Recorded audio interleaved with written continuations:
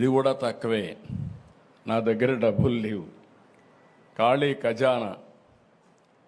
రోజు వారిగా ఏం చేయాలని అర్థం కాని పరిస్థితి. మొత్తం ఏది పనిచేయలేని పరిస్థితి. మీరు చూస్తే అభివృద్ధి ఆగిపోయింది, ఆదాయం పడిపోయింది, అప్పులోళ్ళు ఎవ్రీడే తిరుగుతున్నారు. 1,00,000 కోట్ల రూపాయలు అప్పు ఇవ్వాలి, ఇంకో పక్క 10 లక్షల కోట్ల రూపాయలకి వడ్డీ అసలు కట్టాలి. అంటే మనం సంపాదించే సంపాదన వడ్డీకి కూడా చాలని పరిస్థితి తీసుకొచ్చేశారు. ఒక పక్క దీన్ని రీషెడ్యూల్ చేసుకుని, కానీ ఒక్క మంచి పని చేశారు మీరంతా మొన్న.